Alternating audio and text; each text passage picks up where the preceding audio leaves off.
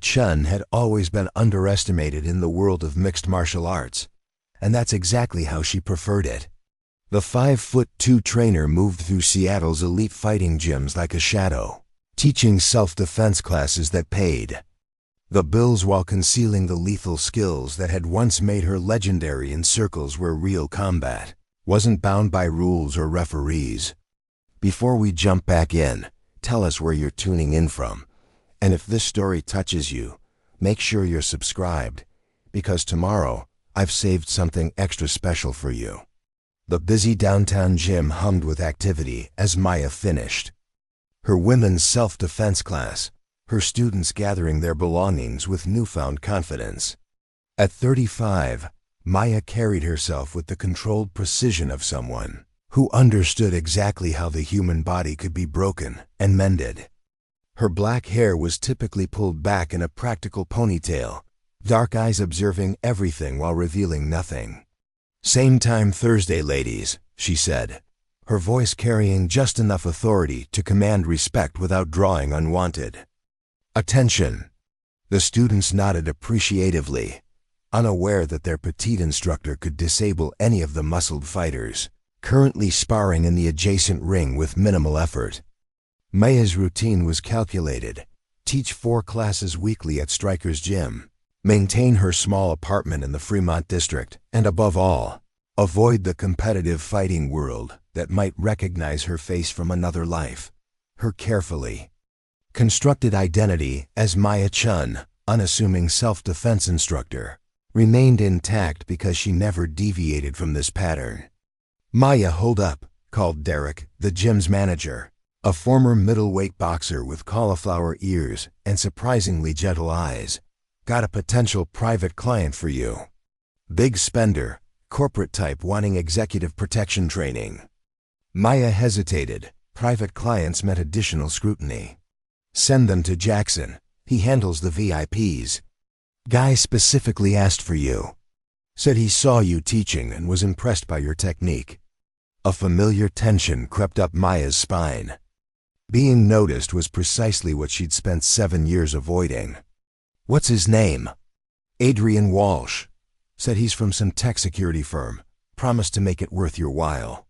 Maya nodded noncommittally. "I'll think about it," she replied, already planning to politely decline. Additional income wasn't worth potential exposure.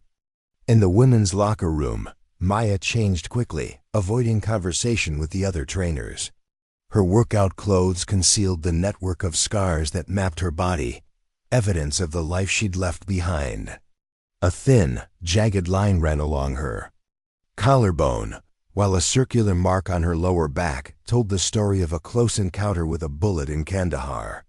What the gym members didn't know, what no one in Seattle knew, was that Maya Chen had been born Catherine Kit Reynolds once, the most decorated female operative in a classified Joint Special Operations Unit, codenamed Spectre. Her specialty had been close-quarters combat and infiltration, skills that had made her invaluable until a mission in Eastern Europe had gone catastrophically wrong. Outside, Seattle's persistent rain created a gray backdrop as Maya walked to her modest sedan. She noticed immediately a black SUV with tinted windows parked across the street, engine running. Training kicked in automatically as she memorized the license plate while appearing to check her phone. The vehicle had government plates, partially obscured, but unmistakable to someone who knew what to look for. Maya drove home taking 3 unnecessary turns and doubling back twice, basic counter-surveillance techniques that had become second nature. Her apartment building was a nondescript 4-story walk-up, deliberately chosen for its multiple exits and rooftop access to adjacent buildings. Inside her apartment, minimalist furnishings reflected her need for simplicity. What visitors never saw was the hidden compartment beneath her bedroom floorboards, containing the remnants of Kit Reynolds' falsified identification documents, emergency cash in multiple currencies, a satellite phone, and a custom-modified Glock 19 that officially didn't exist. Maya performed her evening ritual with practiced efficiency, securing entrances, checking surveillance feeds from tiny cameras hidden around her building's exterior. And finally, 20 minutes of meditation to quiet the hypervigilance that never fully subsided. Her phone buzzed with a text from an unknown number. "Stryker's Gym, tomorrow, 10 a.m., come alone." D, the initial D, sent a cold wave through her system. Only 3 people had ever called her by that nickname. 2 were dead, and the 3rd had promised never to contact her again unless the situation was dire.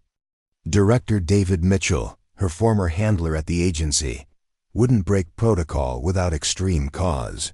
Maya slept lightly that night, waking at the slightest sound, her body remembering threats her conscious mind tried to forget. By dawn, she'd made her decision.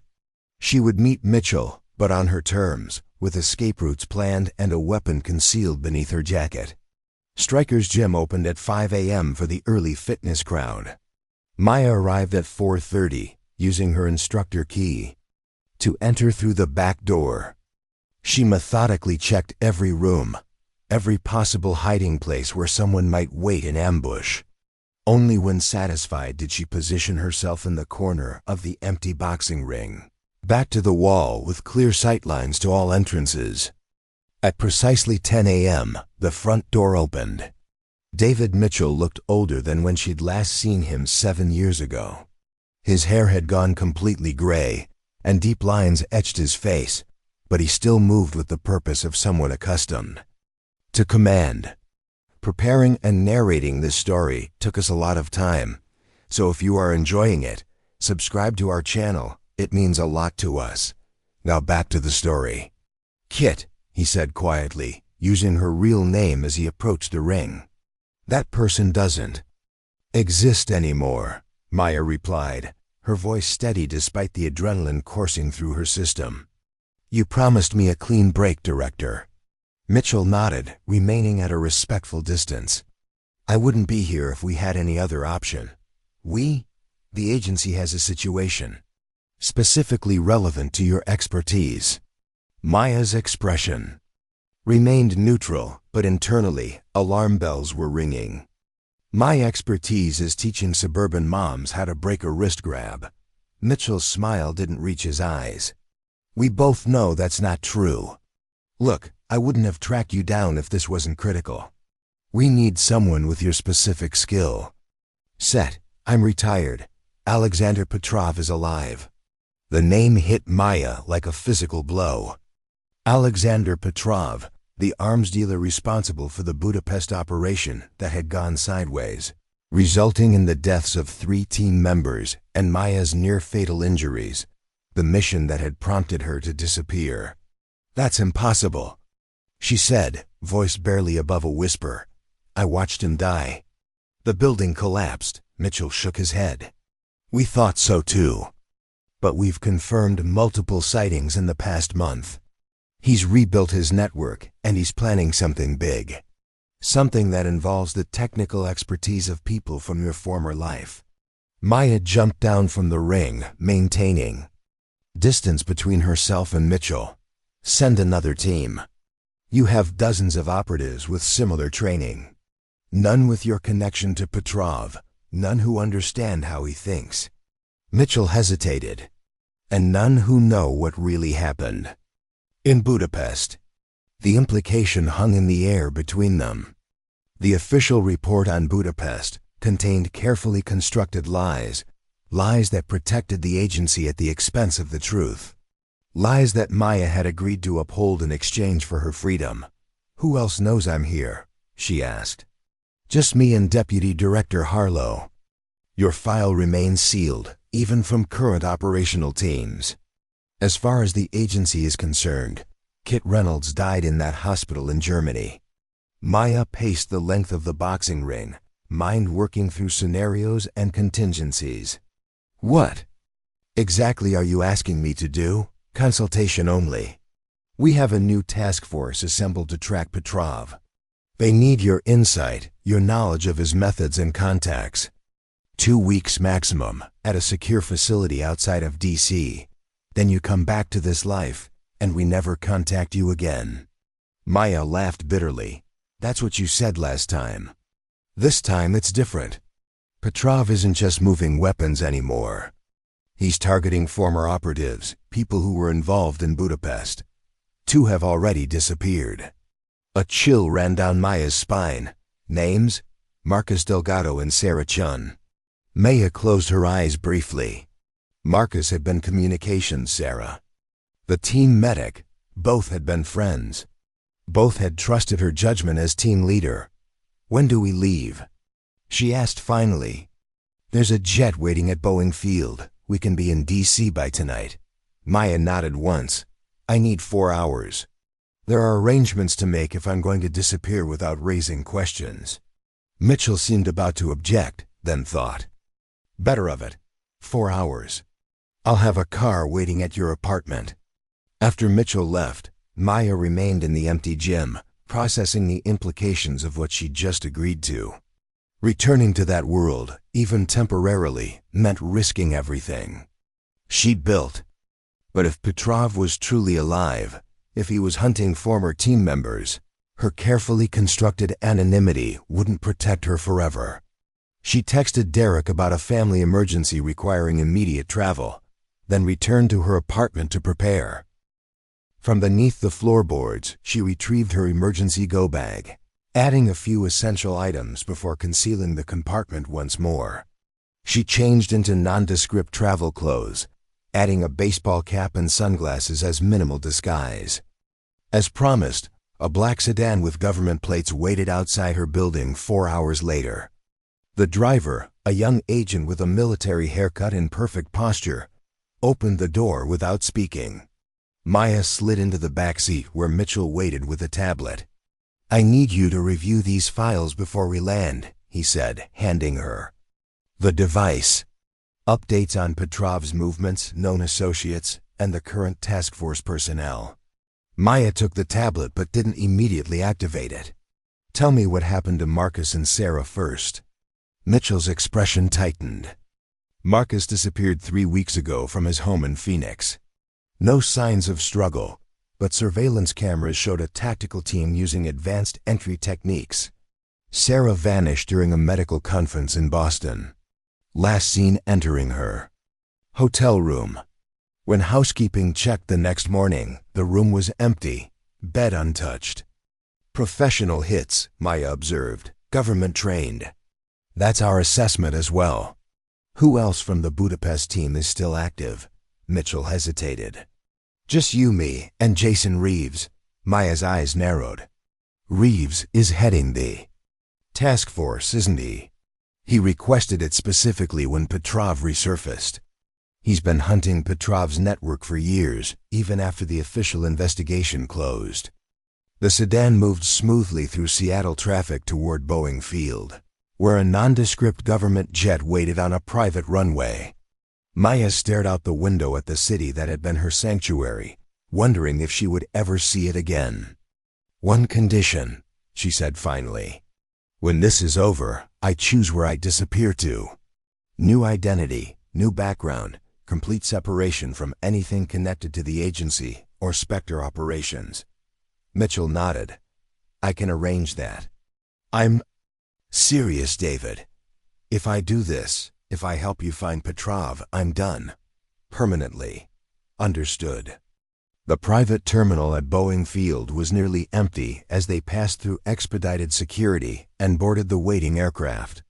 Maya took a seat by the window, watching Seattle disappear beneath clouds as they ascended.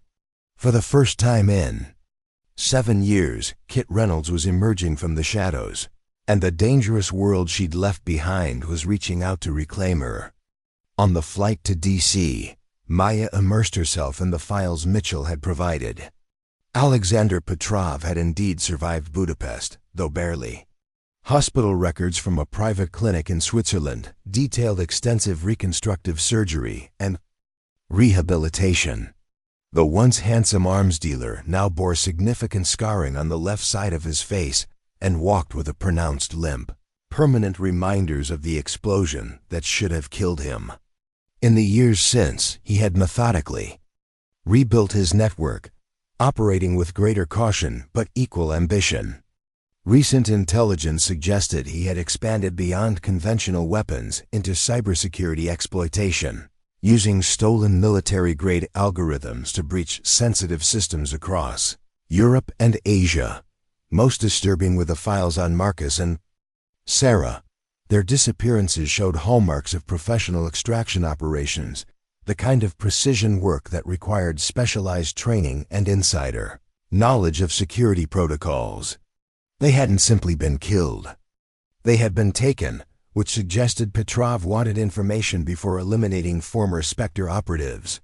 "We land in 20 minutes, Mitchell informed her, taking the seat opposite. "Jason will meet us at the facility." Maya closed the tablet.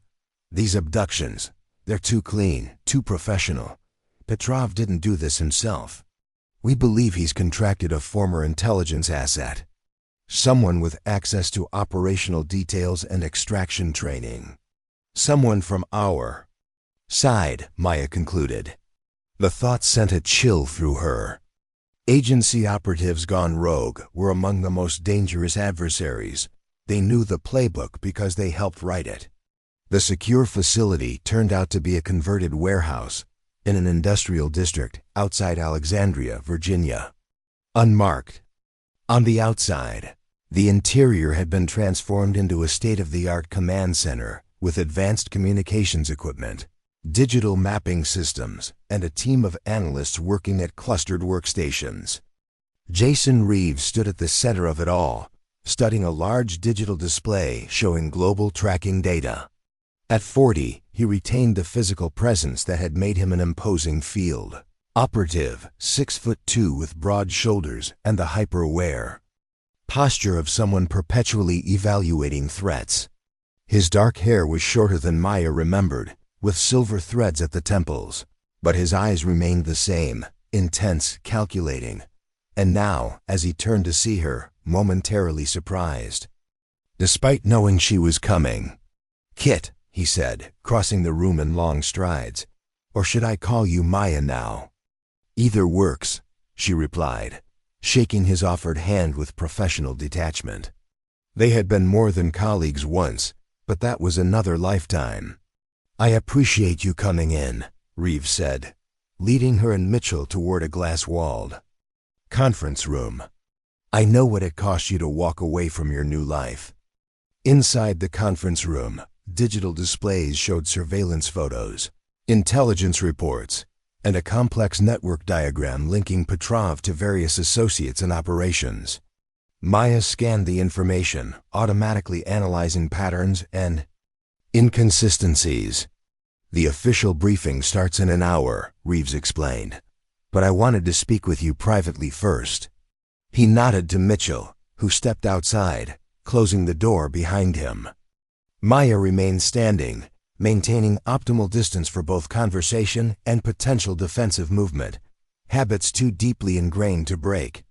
"David says you've been tracking Petrov for years." "He's been my white whale," Reeves admitted. "After Budapest, after what happened to the team, to you." He paused, emotion briefly crossing his features before being suppressed. The official investigation was shut down prematurely. Too many uncomfortable questions about agency, involvement in the operation. And yet here we are, running another op against him with agency resources. This is different. This is personal. Reeves gestured to photographs of Marcus and Sarah. "These were our people, Kit, our family." Maya studied him carefully. 7 years had changed them both, but the intensity that had made Reeves both an exceptional operative and a dangerous adversary remained undiminished. "What aren't you telling me?" she asked directly. "Mitchell could have sent the files, briefed me remotely. Why bring me in physically unless there's something you couldn't put in writing?" Reeves' expression shifted subtly, respect, perhaps, that she still read situations with such precision. He reached beneath the conference table and produced a small metal case, unlocking it with his thumbprint. Inside was a single item, a tarnished silver coin with distinctive markings. Maya recognized it immediately. Petrov's calling card. "This was delivered to my home address 3 days ago." An address that doesn't exist in any public record. The implications were clear. Petrov hadn't just survived. He was actively hunting them, and he had access to classified information. He's coming for all of us, Maya concluded.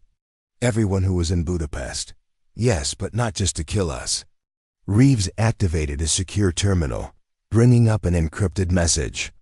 This came with the coin. The message was brief. The truth has a price. Bring the woman who shot me, and you may yet save your friends. Maya read it twice, her mind racing. He knows I'm alive. He's always known Kit, and now he's making his move. Before Maya could respond, the conference room door opened, and Mitchell returned with a young analyst carrying a tablet. We've got movement on the Paris surveillance. Petrov's lieutenant was spotted entering a private clinic 20 minutes ago. Reeves immediately shifted into operational mode. Put it on the main screen. I want real-time monitoring and local assets. On standby. The main display filled with live surveillance footage from a Parisian street, where a well-dressed man with a distinctive scar across his jawline entered a discreet medical facility. Anton Korlov, Maya identified immediately. Petrov's security chief. He was supposed to be in the building when it collapsed. He survived with minor injuries, Reeves explained. Been Petrov's right hand ever since. Maya studied the footage, noting details others might miss. The slight bulge under Korlov's jacket indicating a concealed weapon. The way he checked sight lines before entering the building. The deliberate pace that suggested confidence rather than urgency. He's not there for medical treatment, she observed. That's a meeting location. Reeves nodded. We've had the clinic under surveillance for 3 weeks. It's a suspected front for Petrov's European operations. For the next hour, Maya watched as the facility's analysts tracked movements around the clinic, identifying potential associates and security personnel. She slipped back into operational thinking with disturbing ease, her years as a civilian instructor falling away like an ill-fitting disguise. When the formal briefing began, 12 people gathered in the conference room, analysts, tactical specialists, and communications experts. Maya recognized the composition of a standard Spectre operations team, though these were all new faces. They regarded her with the cautious respect afforded to a legend recalled from retirement. Reeves led the briefing with practiced efficiency. For those who haven't been informed, this is Kit Reynolds, former Spectre team leader and the foremost expert on Alexander Petrov's tactics and network. She'd be consulting on this operation. For the next 2 weeks, Maya felt their evaluating gazes. To them, she was either a resource to be utilized or a potential security risk, depending on their level of clearance and knowledge of Budapest. Petrov is planning something significant, Reeves continued. Intelligence suggests he's gathering materials for what appears to be a major weapons demonstration for potential buyers. We believe Marcus and Sarah were taken because they had specialized knowledge of a classified weapons system Petrov is attempting to reconstruct. Maya frowned. What system? Mitchell and Reeves exchanged glances before Mitchell responded. The Budapest operation wasn't just about apprehending Petrov. We were there to recover stolen plans for Project Erebus. The name meant nothing to Maya. I was never briefed on any Project Erebus. Need to know basis, Mitchell explained. Only the agency director and project developers had full clearance. Then why would Petrov think Marcus and Sarah knew anything about it? Because they were responsible for destroying the original plans during the operation, Reeves said. What Petrov doesn't know is that they were never shown what they were destroying. They were simply following protocol for handling classified materials. Maya absorbed this new information, reevaluating everything she thought she knew about Budapest. So what exactly is Erebus? Mitchell activated a secure terminal, showing you crosses about 17 security protocols, but under the circumstances. He entered a complex access code, bringing up schematics for what appeared to be an advanced weapon system. Directed energy weapon? Maya guessed. Studying the technical diagrams, not exactly, Reeves said. Erebus was designed as a non-lethal crowd control system using focused, acoustic waves to incapacitate without permanent damage. But Petrov's developers found a way to amplify the effect, creating a weapon that could cause catastrophic internal injuries while leaving no external marks. The perfect assassination tool, Maya concluded. Untraceable, deployable at a distance, and easily disguised as natural causes. Exactly. And now Petrov is rebuilding it, presumably for demonstration to potential buyers, terrorist organizations, hostile government agencies, private military contractors. Maya studied the schematics carefully. If he has Marcus and Sarah, and they don't actually know anything about Erebus, then they've outlived their usefulness, Mitchell finished grimly. We believe we have 72 hours at most before Petrov eliminates them and moves forward with his demonstration. The room fell silent as the stakes became clear. 2 lives hung in the balance, with potentially thousands more at risk if Erebus reached the open market. I need everything you have on Petrov's current operation, Maya said finally. Known associates, properties, financial trails, communication patterns. If he's planning a demonstration, he needs a secure location, specialized equipment, and technical personnel. Reeves nodded to an analyst who began transferring files to a secure terminal in front of Maya. We've compiled everything, but we need your insights to narrow it down. Petrov has dozens of potential sites across Europe and Asia. Maya immersed herself in the data, her mind slipping into the analytical patterns that had once made her Spectre's most effective hunter. For hours, she sifted through surveillance reports, financial transactions, and intelligence assessments, identifying patterns that others had missed. By midnight, as most of the team took brief rest periods, Maya remained at the terminal, completely absorbed. She barely noticed when Reeves placed a cup of coffee beside her. Black, no sugar, just as she'd always taken it. You still work the same way, he observed, taking the seat beside her. Total immersion. The team used to bet on how long you could go without sleep during an operation. Maya took the coffee without looking up. I function best with minimal distractions. That why you disappeared so completely? No distractions in civilian life? She finally turned to face him. I disappeared because Budapest was a setup, and we both know it. Someone wanted that operation to fail. Reeves's expression remained carefully neutral. That's not in any official report. Of course it isn't. Official reports rarely contain inconvenient truths. Maya leaned closer, lowering her voice. The intelligence was wrong. Security patterns had changed.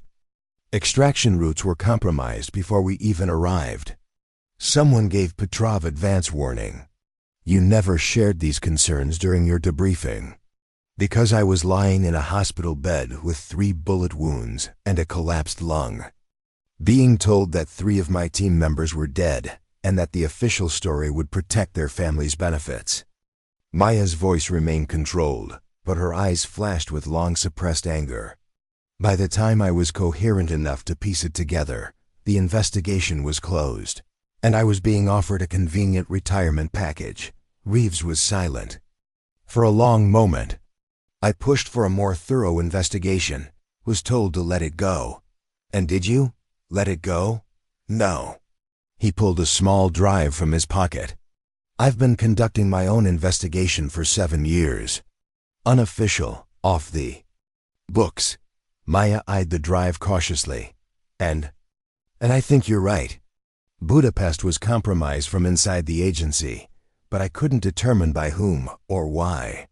He set the drive beside her terminal. Everything I found is there. Maybe you'll see something I missed.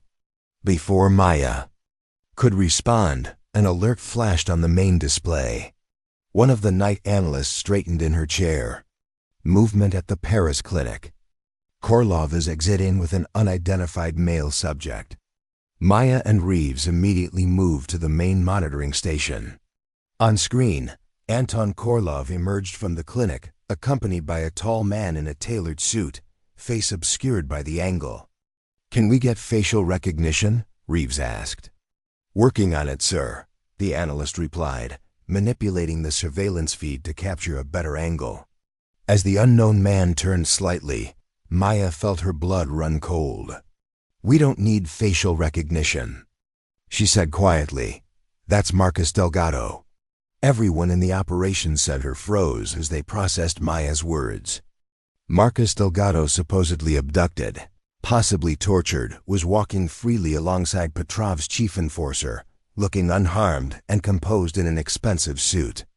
"That's impossible," Mitchell said, leaning closer to the screen. "We confirmed his abduction.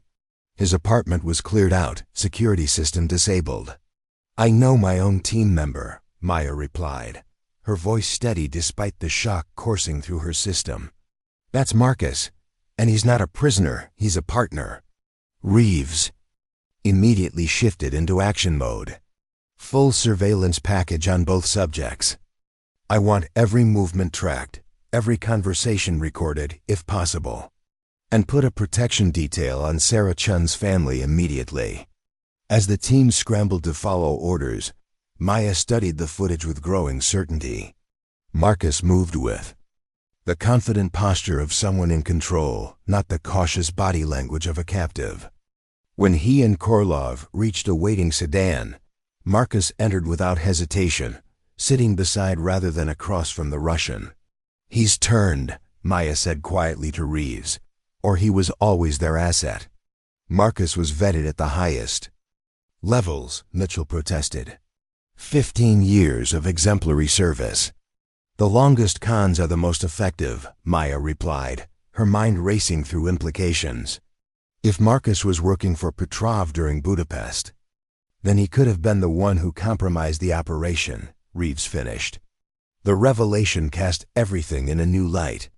Maya had spent 7 years believing that faceless agency bureaucrats had sacrificed her team for political expediency. The possibility that the betrayal came from within her own unit, from someone she had trusted with her life, cut deeper than any physical wound. "We need to reassess everything," she said, turning to Mitchell. "Every operation Marcus was involved in, every piece of intelligence he had access to." Mitchell nodded grimly. "I'll get a team on it immediately." "And Sarah?" Maya asked. "If Marcus is with Petrov voluntarily, then Sarah may be the only genuine abductee," Reeves concluded.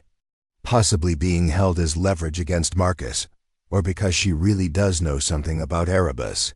Maya returned to her terminal, pulling up Marcus's service record with new eyes. His specialization in communications and cryptography had given him access to sensitive, operational details across multiple missions. If he had been feeding information to Petrov for years, the security implications were staggering. "I need access to the Budapest operation files," she told Mitchell. "The complete files, not the sanitized version." Mitchell hesitated. "Those files are sealed by director-level authority. Unseal them." Marcus was our communications specialist. He controlled information flow during the operation, including our extraction coordinates and security protocols. If he deliberately fed us bad intelligence, the evidence would be in those files. As Mitchell made the necessary calls, Maya noticed Reeves studying her with an unreadable expression. "What?" she asked.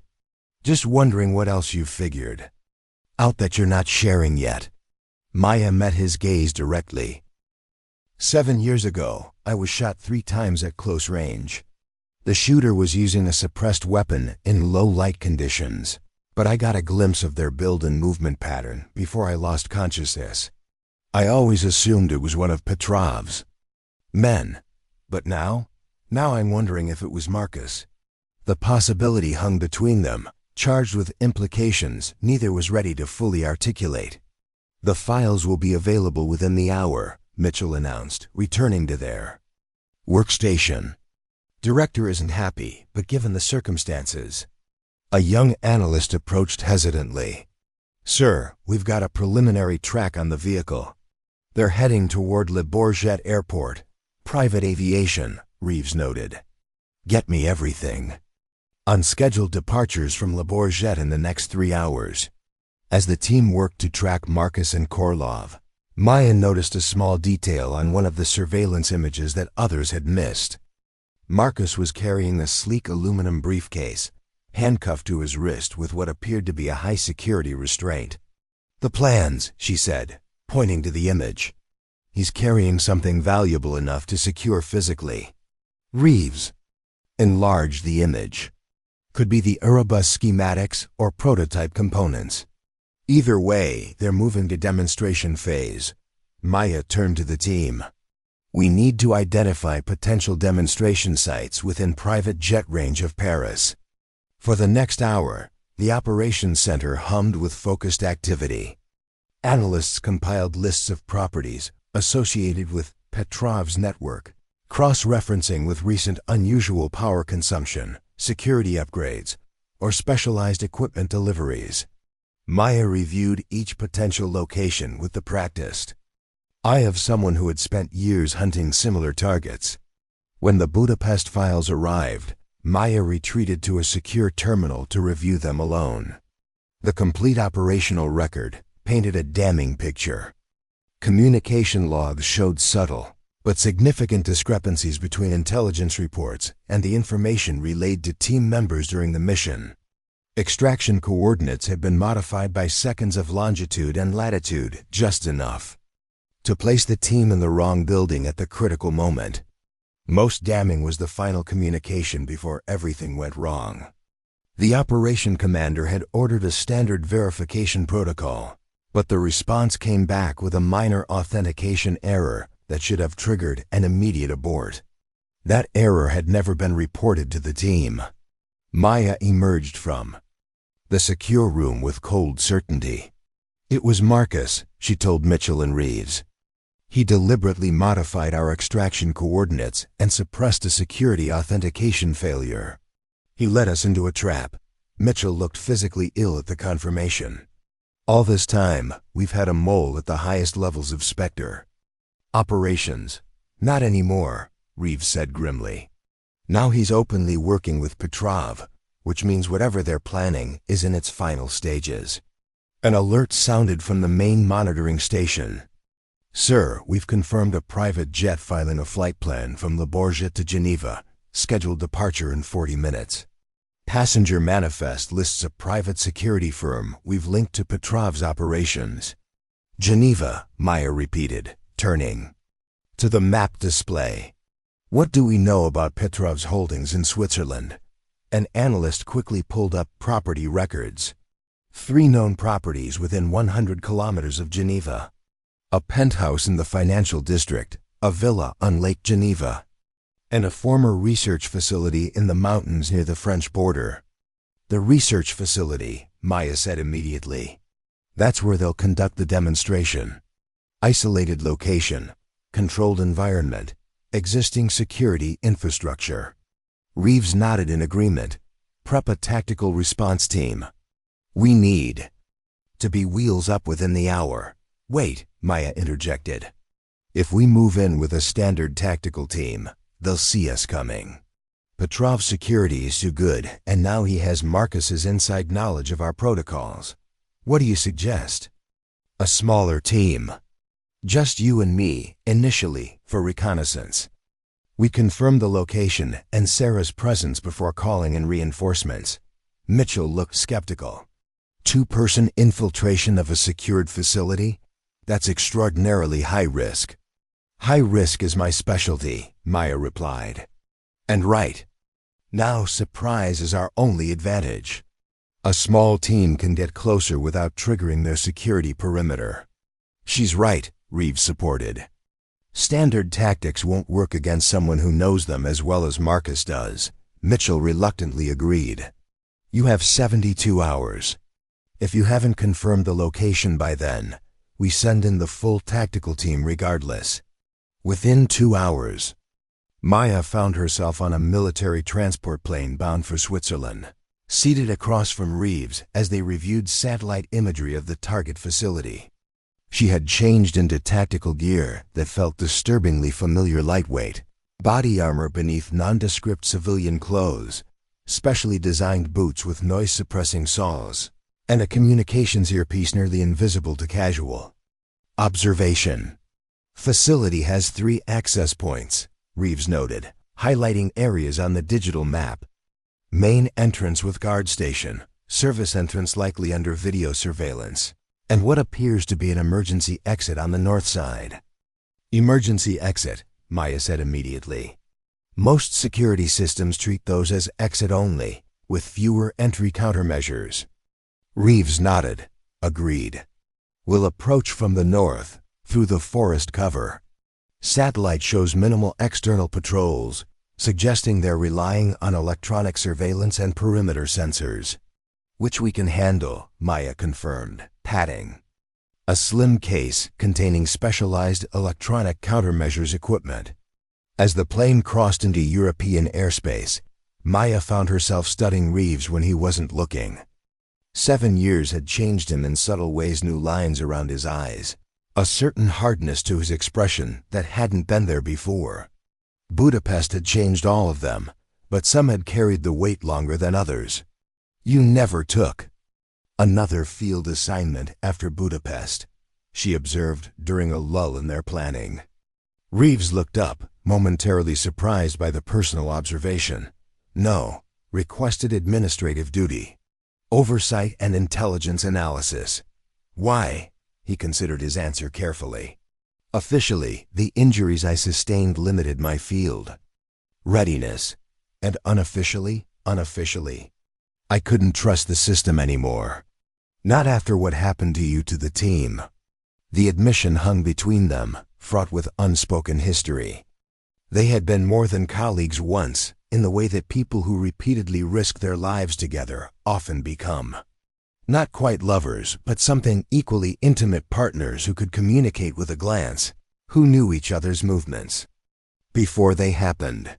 You could have reached out, Maya said finally, after I disappeared. Would you have responded if I had? Maya didn't answer, which was answer enough. Their transport landed at a small airfield outside Geneva shortly after midnight.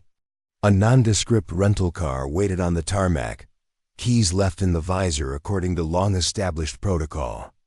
Within 30 minutes, they were driving through the dark Swiss countryside toward the coordinates of Petrov's research facility.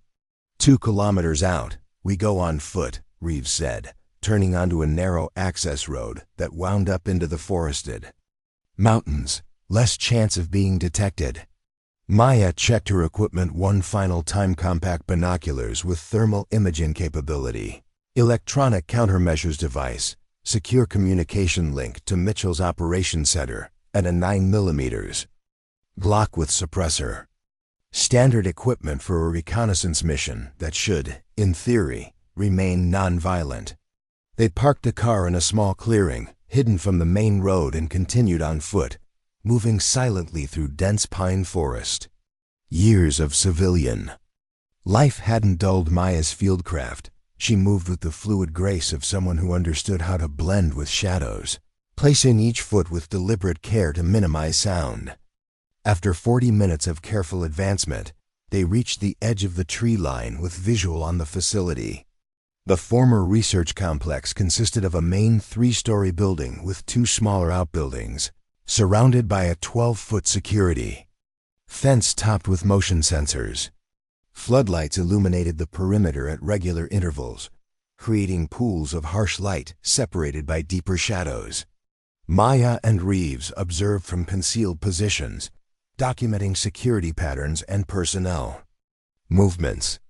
Over the course of an hour, they identified 4 external guards patrolling in predictable patterns, suggesting complacency rather than high alert. No sign of Marcus or Korlov yet, Reeves whispered, lowering his binoculars. But there's significant activity in the main building. Lights on in the eastern wing, first floor. Maya focused her binoculars on the indicated section, Labs, based on the window configuration. Perfect location for weapons testing. See the auxiliary power generator. Reeves indicated a humming unit behind the main building. Recently installed, based on the lack of weathering. They're drawing serious power for something. Erebus, Maya concluded. The demonstration must be imminent. As if confirming her assessment, a convoy of 3 luxury vehicles approached. The facility's main gate. The lead car, a black Mercedes, was admitted immediately after a brief security check. When it parked in the facility's small lot, Maya recognized the passenger who emerged. Alexander Petrov, she breathed, adjusting her binoculars for maximum clarity. The man who stepped from the Mercedes bore little resemblance to the charismatic arms dealer she remembered. The left side of his face was heavily scarred with what appeared to be a prosthetic ear and eye. He walked with a pronounced limp, leaning on an ornate cane as he made his way toward the main entrance. Following him was Anton Korlov, as imposing as ever, and behind him Marcus Delgado, still carrying the aluminum case handcuffed to his wrist. Confirmation of all primary targets, Reeves whispered, documenting the arrival with a miniature. Camera, still no visual on Sarah Chen. She's in there, Maya said with certainty. Petrov wouldn't eliminate a potential bargaining chip before the demonstration. They watched as additional vehicles arrived, disgorging well-dressed men. With the unmistakable bearing of experienced security personnel attempting to appear as businessmen. Potential buyers for Erebus, arriving for the demonstration, Maya had predicted. We need to move closer, she decided. Electronic surveillance won't penetrate those walls, and we need to confirm Sarah's location before calling in the tactical team. Reeves nodded in agreement. North side, through the emergency exit. Wait for the next guard patrol to pass, then move during the gap. They retreated slightly to prepare their approach. Maya activated the electronic countermeasures device, a sophisticated piece of equipment designed to create false readings on standard security sensors. Not enough to trigger alarms, but sufficient to mask their movement across the perimeter. When the guard patrol passed the northern section of the fence, Maya and Reeves moved with synchronized precision, using the shadows between floodlights as cover.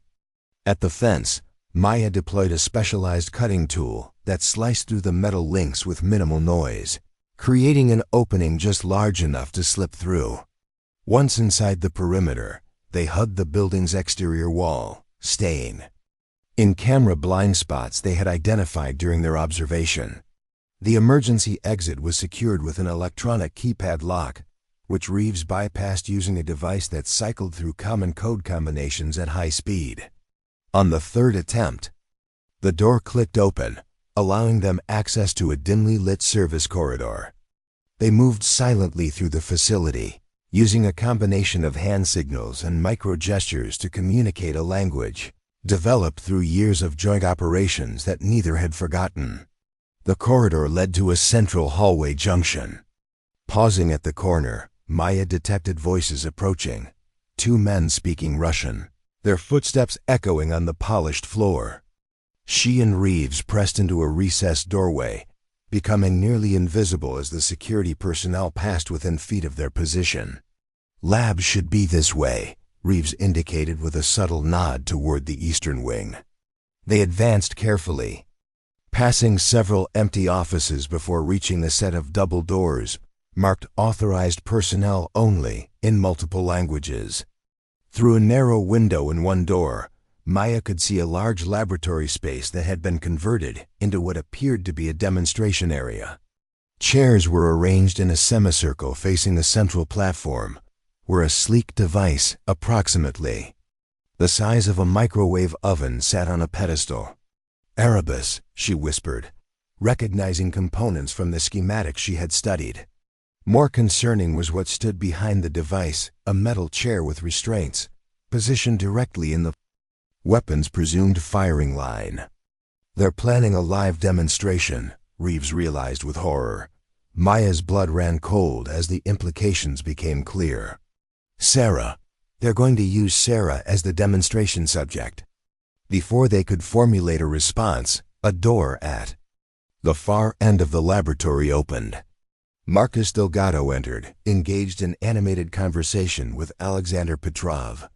The scarred arms dealer moved with pained deliberation, but his gestures conveyed enthusiasm as he pointed to various features of the Erebus device.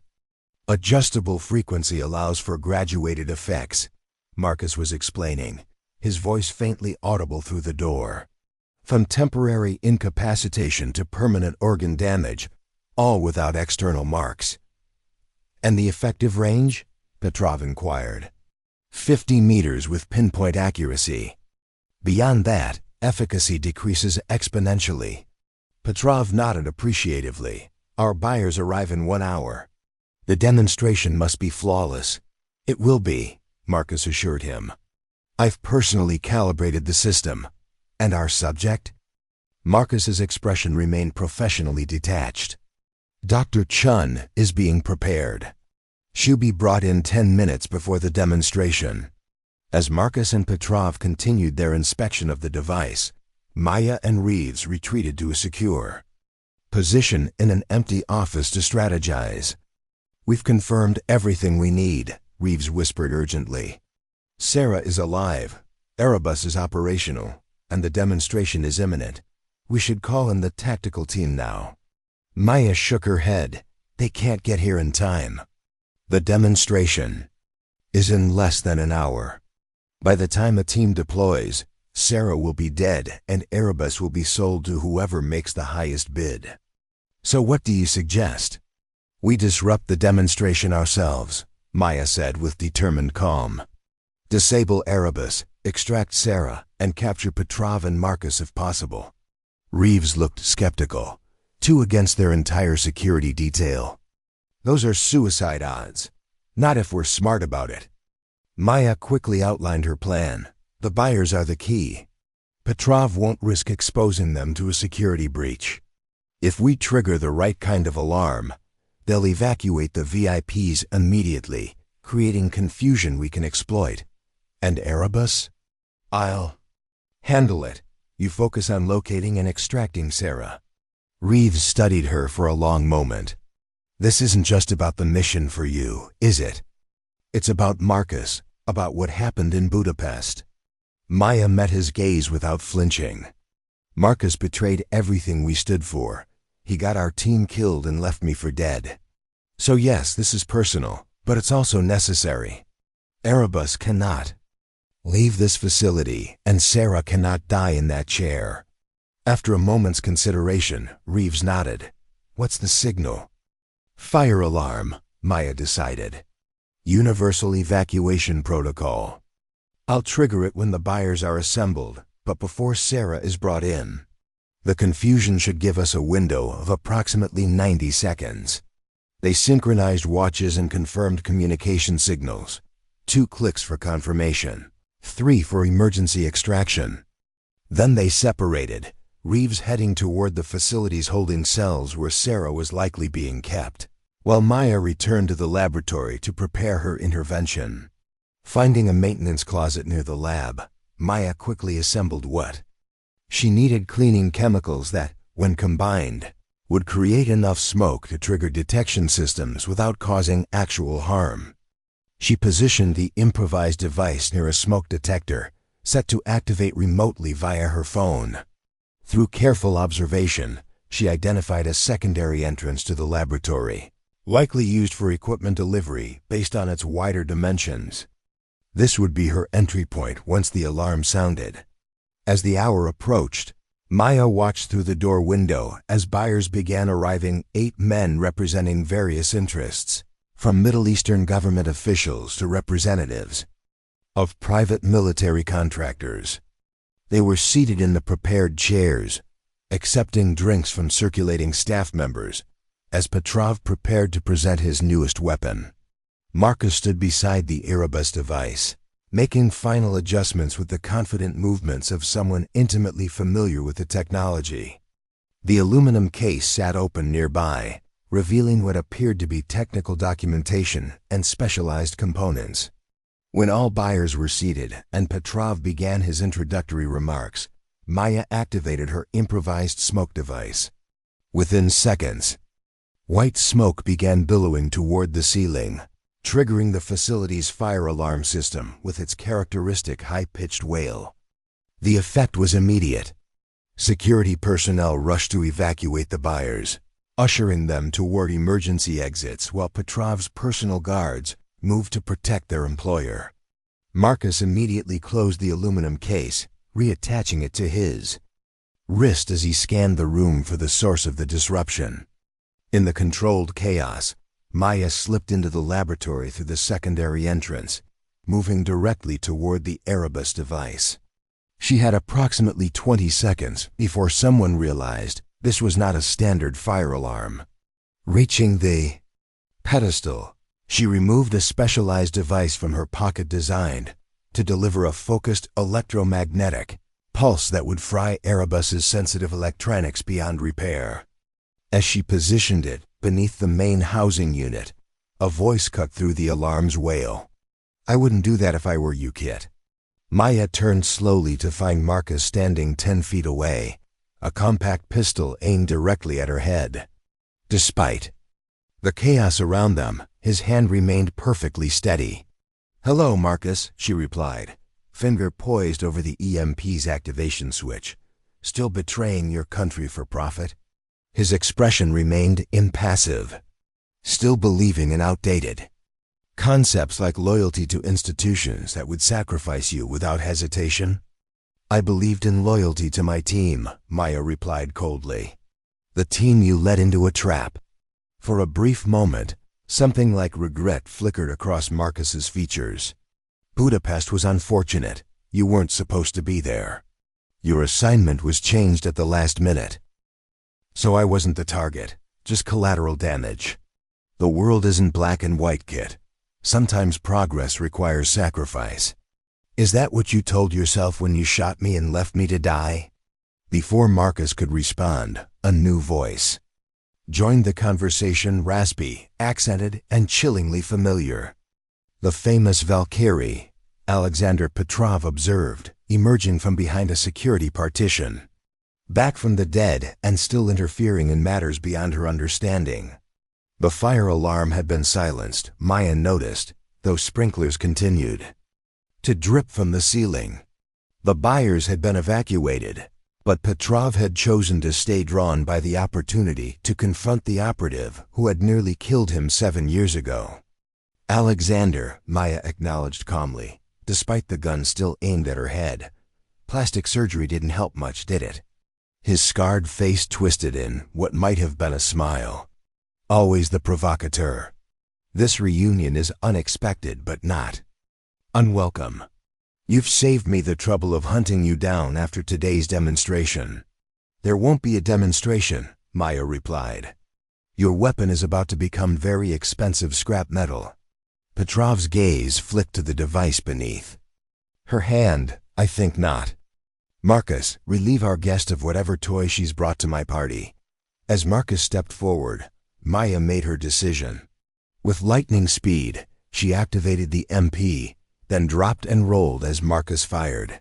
The bullet grazed her shoulder instead of finding her heart, and the Erebus device emitted a high-pitched whine followed by a shower of sparks as its circuitry fried. "No!" Petrov screamed as his prized weapon self-destructed before his eyes. Maya used the distraction to take cover behind a heavy lab table as Marcus fired again, the bullets splintering the wood near her head. From her position, she could see the laboratory's main entrance where 2 security guards appeared, weapons drawn. The situation was deteriorating rapidly. Maya had accomplished her primary objective. Erebus was destroyed, but she was now outgunned and surrounded, with no clear extraction route. She tapped her communication device 3 times, signaling Reeves that emergency extraction was needed. Then, unexpectedly, the lights went out, plunging the laboratory into darkness broken only by emergency exit signs. A moment later, 2 muffled shots echoed from the corridor, followed by the distinctive sound of bodies hitting the floor. Security systems compromised, came Reeves's voice through her earpiece. I have Sarah. East exit, 30 seconds. Taking advantage of the darkness, Maya moved silently along the edge of the room, using the laboratory equipment as cover. She could hear Petrov shouting orders in Russian, demanding backup and system restoration. Find her, he commanded. She cannot leave this facility alive. Maya had nearly reached the exit when a shadow detached itself from the darkness directly in her path. Marcus stood between her and freedom, his silhouette unmistakable even in the dim emergency lighting. It didn't have to be this way, he said quietly, raising his weapon. Maya didn't hesitate. Years of training took over as she executed a perfect disarming technique, stepping inside his firing arc, deflecting the weapon with her left hand while delivering a devastating strike to his throat with her right. Marcus staggered backward, gasping for air, the gun clattering to the floor between them. But he recovered quickly, retaliating with a precise strike toward Maya's injured shoulder. She blocked, countered, and they fell into the deadly rhythm of close-quarters combat, two operatives, trained in the same lethal methods, each knowing the other's likely moves and countermoves. Despite 7 years away from active duty, Maya's body remembered what her mind had tried to forget. She fought with the fluid precision that had once made her Spectre's most lethal operative, each movement economical and purposeful. But Marcus had not spent those years teaching self-defense to civilians. He had remained active, honing his skills in real-world application. As they exchanged blows in the darkness, Maya felt herself being gradually overwhelmed by his superior strength and endurance. A vicious strike to her wounded shoulder sent waves of pain through her body, momentarily disrupting her focus. Marcus seized the advantage, pinning her against a laboratory cabinet, with his forearm pressed against her throat. You always were the best of us, he said, increasing the pressure. But you chose the wrong side. As darkness began to encroach on her vision, Maya's hand found something on the counter behind her, a heavy glass beaker. With the last of her strength, she smashed it against the side of Marcus's head, sending him staggering backward. Free from his grip, Maya gasped for air, retrieving the fallen pistol from the floor. She aimed it at Marcus, who stood swaying slightly, blood trickling from a laceration on his temple. It's over, Marcus, she said between ragged breaths. Erebus is destroyed. Whatever you and Petrov were planning ends here. Marcus wiped blood from his face, his expression shifting from rage to something more calculated. You still don't understand what's really happening, do you? Erebus was never the endgame, it was bait. Before Maya could process his words, an explosion rocked the facility, powerful enough to shake dust from the ceiling and set off a new round of alarms. Through her earpiece came Reeves's urgent voice. Maya, we've got a situation. Multiple hostiles breaching the perimeter. This isn't Petrov's security, these are professional tactical teams. Marcus, what have you done? Maya demanded, keeping the weapon trained on him despite the building chaos. He smiled thinly, created an opportunity. The intelligence community's finest, all gathered in one remote location. Petrov's buyers weren't just here for a weapon demonstration, they were here for you. A second explosion, closer this time, sent vibrations through the floor. Maya's tactical assessment shifted. Instantly, they were under attack, and Marcus had orchestrated it all. Maya, east exit is compromised, Reeves reported urgently. Moving to secondary extraction point with the package. Rendezvous at coordinates beta in 4 minutes. With the facility under assault, Maya faced an impossible choice: capture Marcus or ensure Sarah's safe extraction. Professional instinct warred with personal vendetta as secondary explosions continued to rock the building. This isn't over, she told Marcus, backing toward the exit with the weapon still aimed at his chest. It never is, he replied with unsettling calm. Say hello to Sarah for me. Maya made her decision, turning and sprinting toward the rendezvous. point where Reeves would be waiting with Sarah. Behind her, through the smoke and confusion, she caught a glimpse of Marcus disappearing through a different exit, the aluminum case still secured to his wrist. The facility had become a war zone. As Maya navigated through darkened corridors, she encountered bodies of Petrov's security personnel, eliminated with the clinical efficiency that spoke of professional operators. Whoever had breached the perimeter wasn't interested in prisoners. She reached the secondary extraction point, a service door leading to the facility's loading area, just as Reeves appeared, supporting a pale but conscious Sarah Chen. The former Spectre medic looked thinner than Maya remembered, with dark circles under her eyes and a haunted expression that suggested her captivity had not been gentle. "Kit?" Sarah's voice was barely above a whisper, disbelief written across her features. "They told me you were dead." "Later," Maya replied, checking the loading area for threats. "We need to move now. Hostile forces have breached the main building." Reeves nodded grimly. 3-man teams, military precision, not local authorities.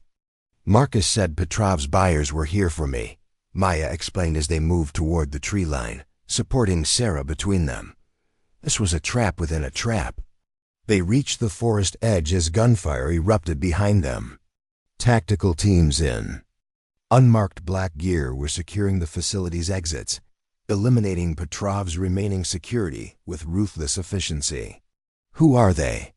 Sarah asked, her medical training evident as she assessed the attackers' movements despite her weakened state.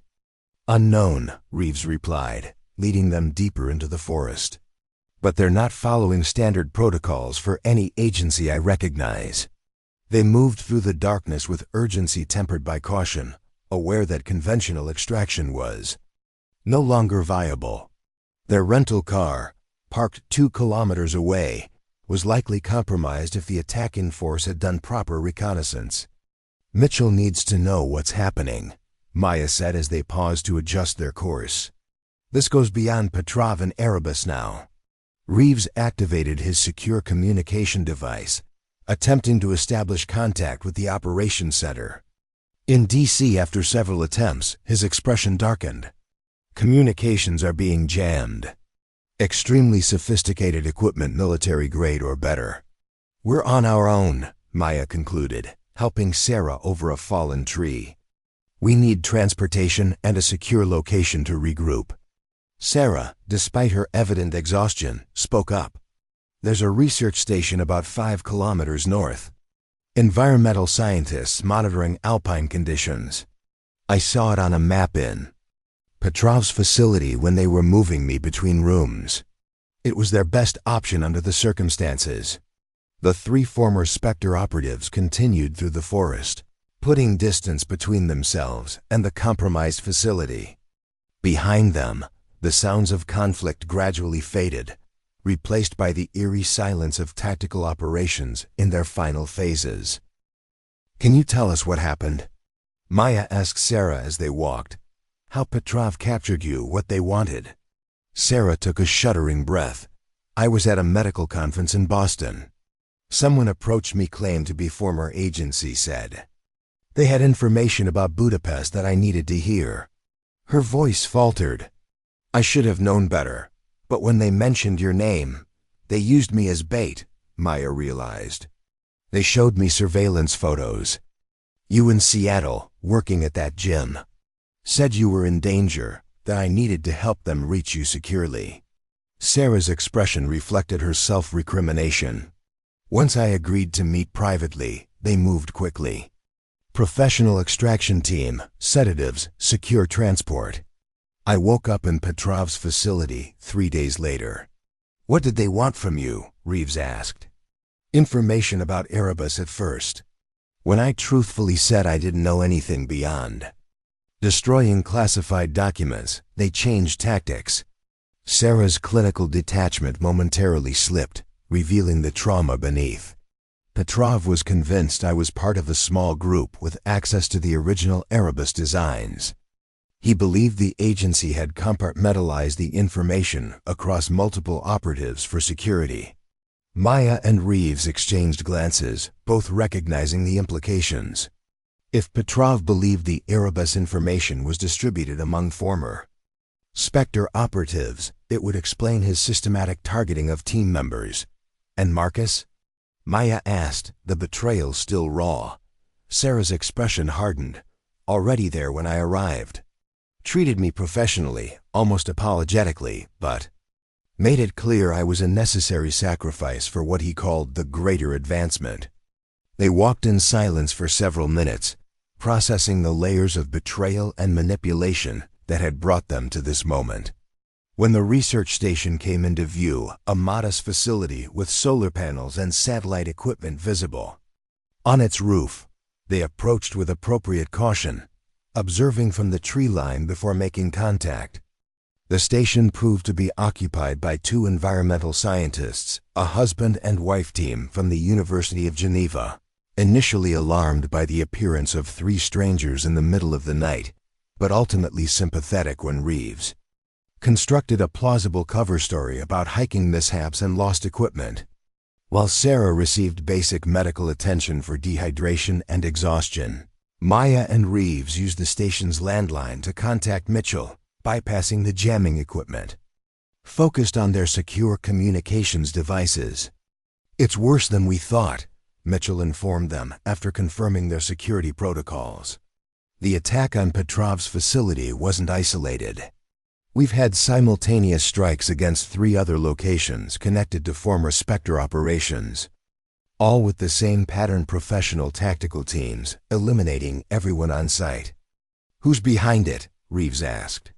Unknown, but they're well-resourced and have access to classified information. The timing suggests they were waiting for you to confirm Petrov's location before moving in. Using us as advance scouts, Maya concluded grimly. What about Petrov and Marcus? No confirmation yet, but satellite imagery shows multiple casualties at the facility. We're working to identify bodies now.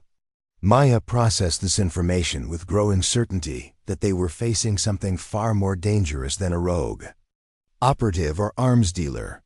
We need extraction, somewhere secure where we can debrief Sarah properly and assess what's really happening.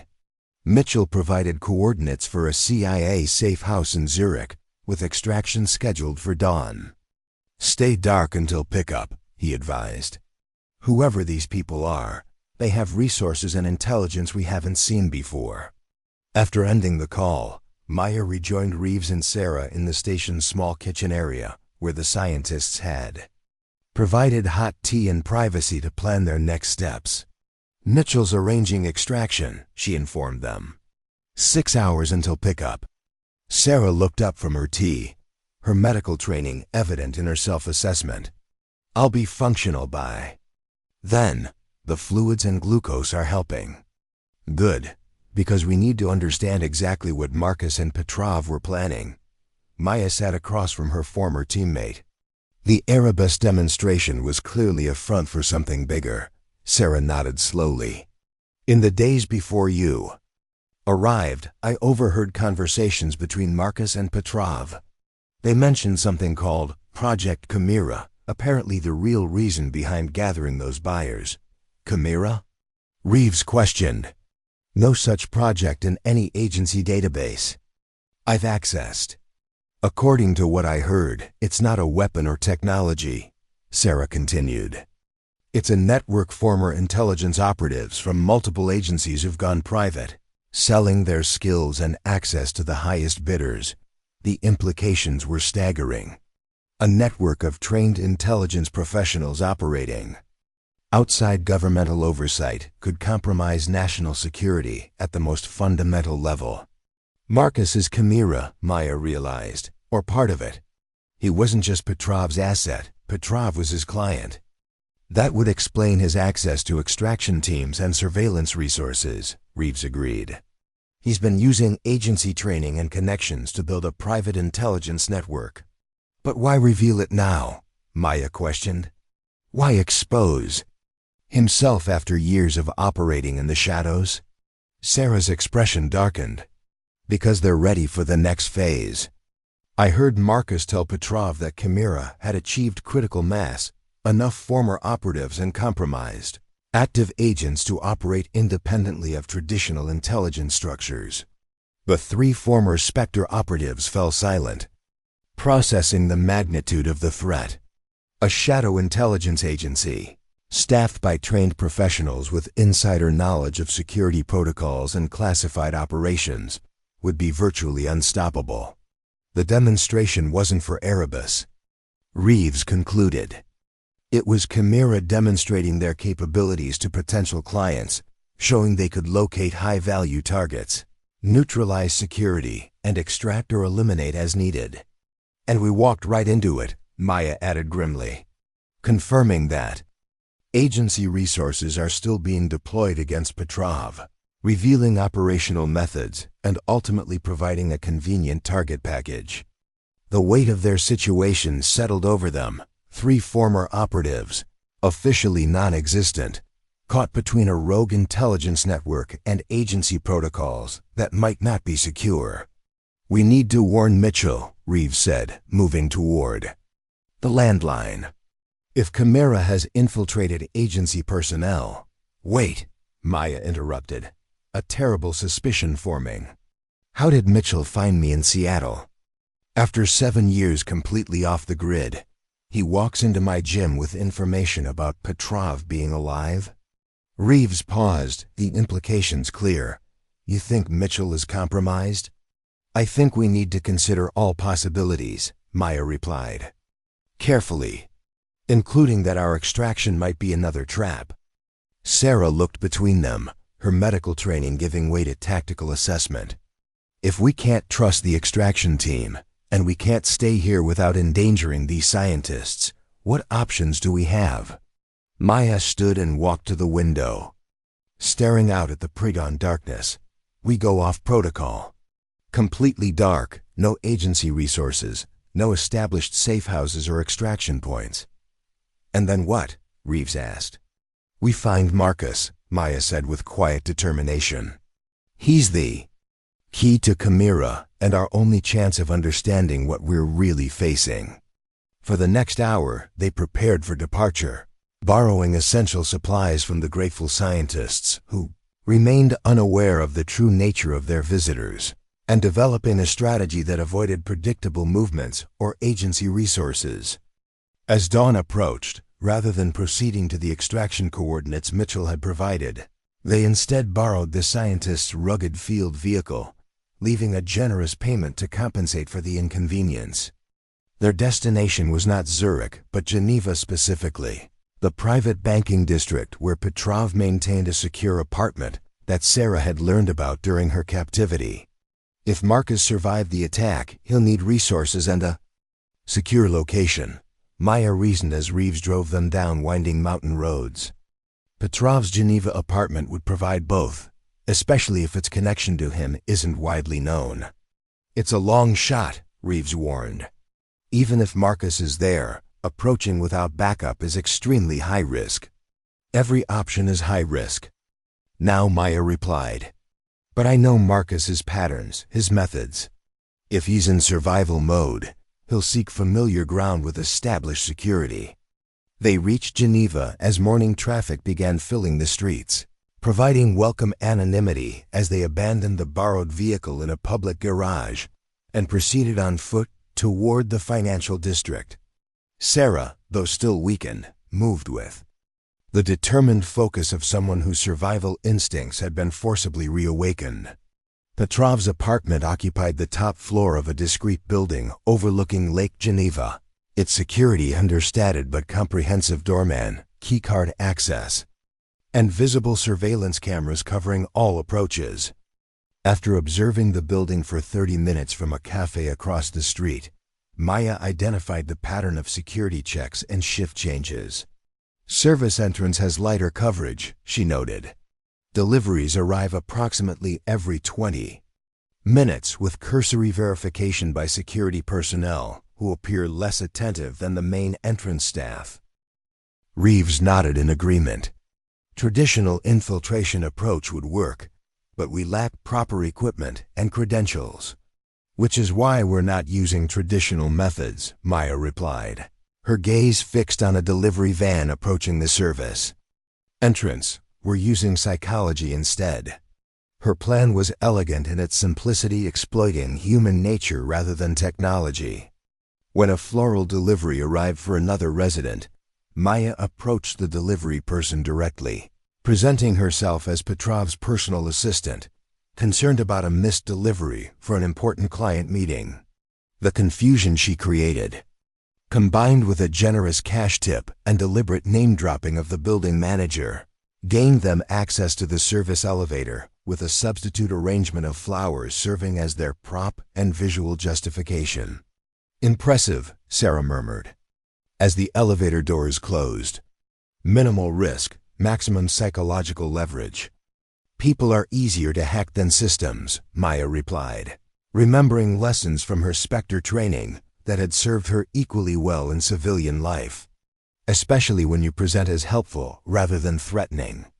The elevator opened directly into a service area for the penthouse level, where Maya quickly located the back entrance to Petrov's apartment. The electronic lock yielded to Reeves's specialized knowledge, allowing them entry to a space that exuded wealth and calculated refinement. The apartment appeared untouched since its owner's departure, with no signs of recent occupation. They proceeded cautiously through richly appointed rooms, checking for security measures or evidence of Marcus's presence. In Petrov's study, Maya discovered what they were seeking, subtle indications that someone had accessed the computer recently, including a warm power supply and rearranged items on the desk. More telling was the half-empty coffee cup, still warm to the touch. "He's here," she whispered to Reeves and Sarah, drawing her weapon, or was very recently. They moved silently through the remaining rooms, finally reaching the master bedroom suite with its panoramic view of Lake Geneva. The bathroom door was closed, a thin line of light visible beneath it, along with the unmistakable sound of running water. Maya positioned herself to the side of the door, Reeves on the opposite side, with Sarah covering the bedroom's main entrance. With a series of hand signals, Maya initiated their breach, Reeves forcing the door while she entered low, weapon ready. The bathroom was filled with steam from the run-in shower, momentarily obscuring their vision. As it cleared, Maya found herself face to face not with Marcus, but with Alexander Petrov himself, half-dressed with fresh bandages visible on his torso, his scarred face registering shock before settling into resigned acknowledgement. "Ms. Reynolds," he said calmly, reaching for a towel with deliberate slowness. "Or do you still prefer Valkyrie?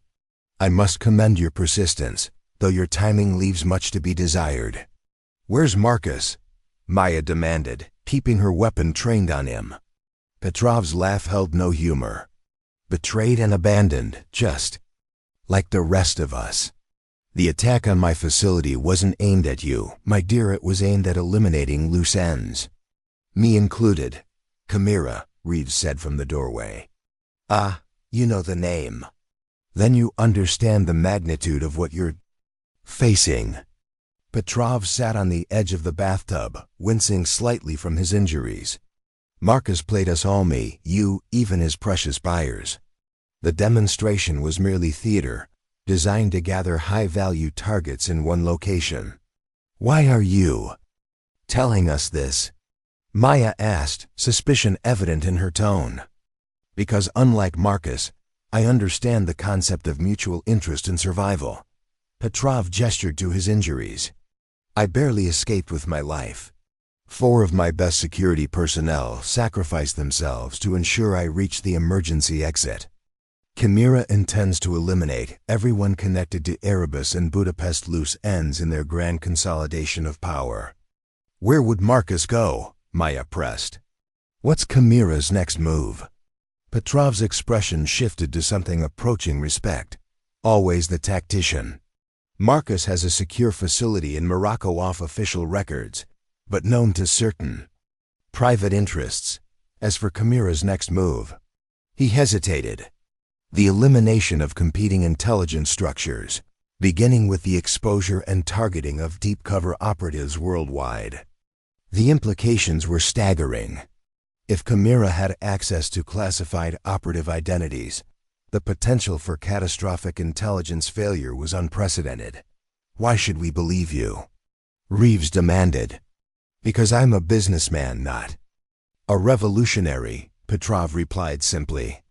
"Chimera's vision of a privatized global intelligence network disrupts established markets and creates chaos where I prefer predictability.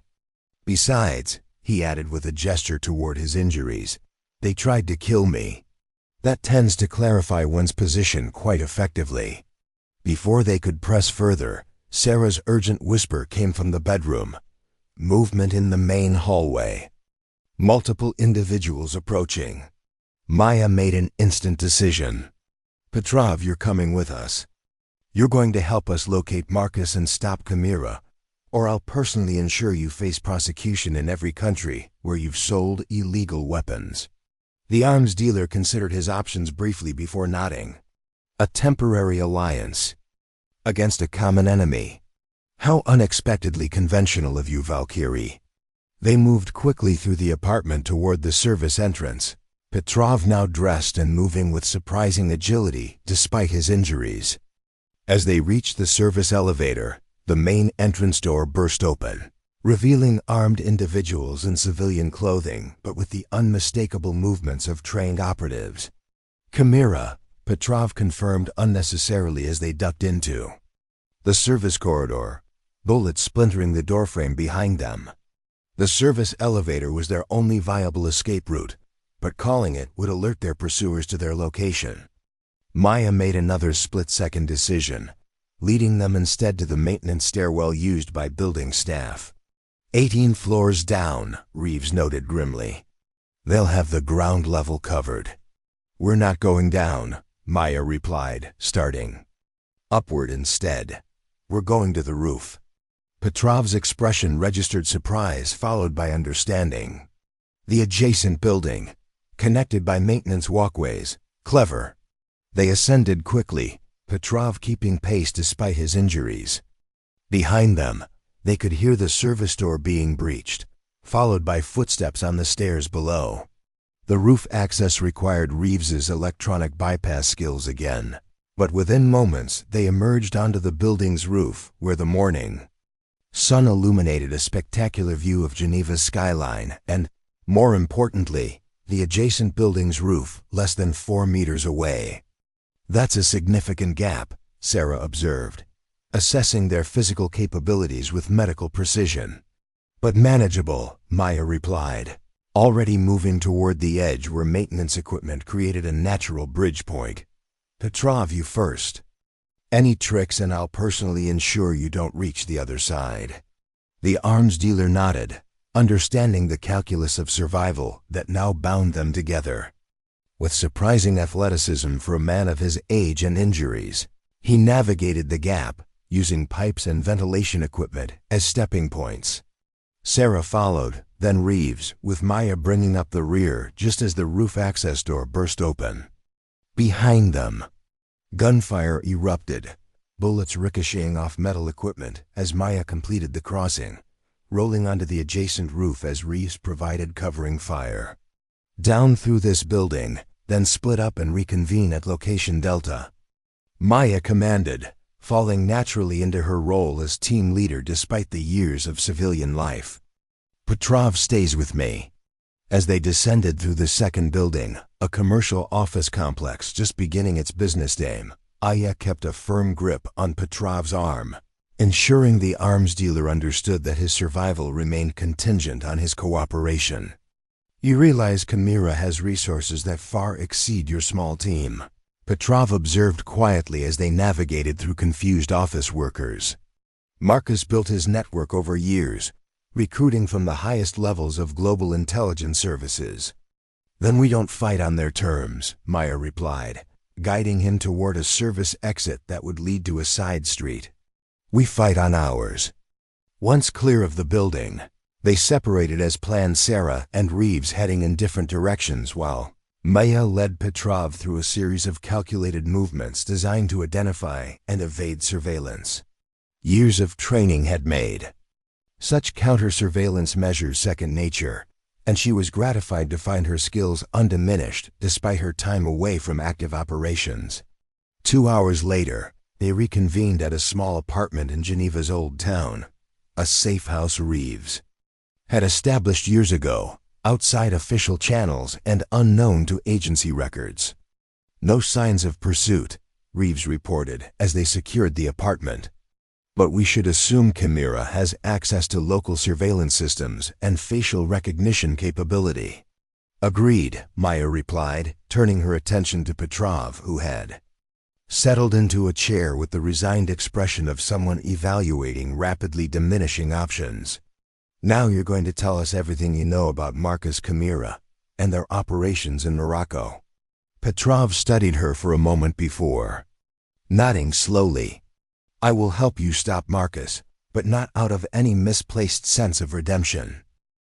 Chimera represents a fundamental disruption to established power structures, including my own. Their vision of privatized intelligence services answerable only to the highest bidder creates unpredictability where I prefer managed risk.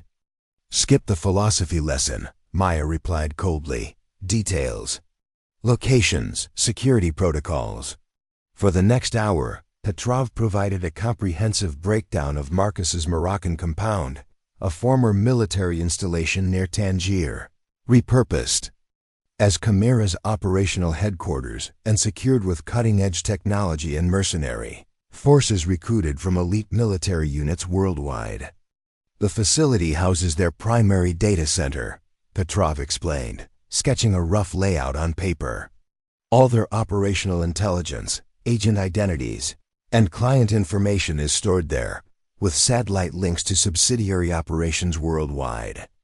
And what exactly is their endgame? Reeves asked. Beyond consolidating intelligence resources. Petrov's expression grew serious. Power of a kind governments can't match. Imagine a private entity with better intelligence capabilities than the CIA, Mossad, and MSS combined, able to sell those capabilities to corporations, political factions, even terrorist organizations if the price is right. Information warfare as a service, Sarah concluded grimly. Precisely. And with their planned exposure of deep cover operatives, they'll demonstrate their capabilities while simultaneously eliminating potential opposition. Petrov leaned forward. The countdown has already begun. Marcus plans to release the first wave of operative identities in less than 48 hours. Maya processed this information, understanding with absolute clarity what needed to happen next. Then we have 48 hours to reach Morocco and shut down Chimera's operation before they compromise intelligence networks worldwide. With what resources? Sarah asked practically. We've gone dark from the agency. We're being hunted by a private intelligence network, and we have no tactical support. Maya's expression hardened with determination. We have something better than resources. We have the element of surprise, intimate knowledge of our opponent's psychology, and absolutely nothing to lose. She turned to Petrov, who watched her with a mixture of wariness and reluctant respect. And we have an arms dealer with extensive connections who's about to demonstrate just how valuable he can be as an ally rather than a prisoner. Petrov's scarred face twisted into what might have been a smile. My dear Valkyrie, I believe we are about to make history, or possibly end up as footnotes in someone else's version of it. Either way, Maya replied with grim certainty, Marcus and Chimera are about to learn why some legends shouldn't be underestimated. Tangier sprawled before them, a city of contrasts where ancient Medina walls stood alongside modern high-rises, all bathed in the golden light of North African sunset.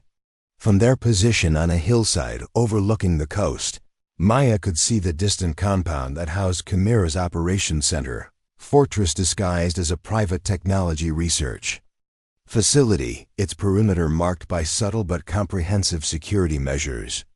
3 layers of security, Petrov explained, lowering the high-powered binoculars he'd acquired through his seemingly limitless connections.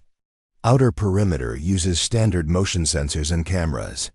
Second layer adds thermal imaging and ground vibration. Detection.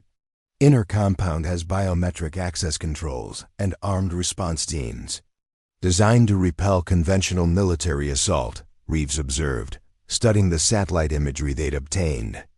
But not optimized against small-team infiltration by people who understand the system architecture.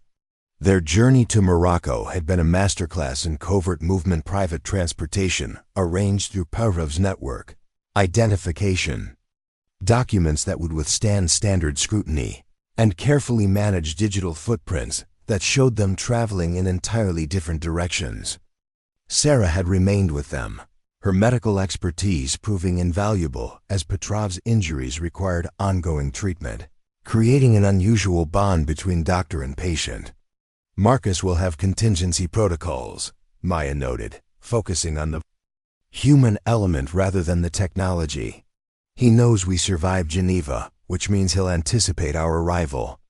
Indeed, Petrov agreed. But Marcus has always had one significant weakness: arrogance. He believes his systems are infallible because he designed them.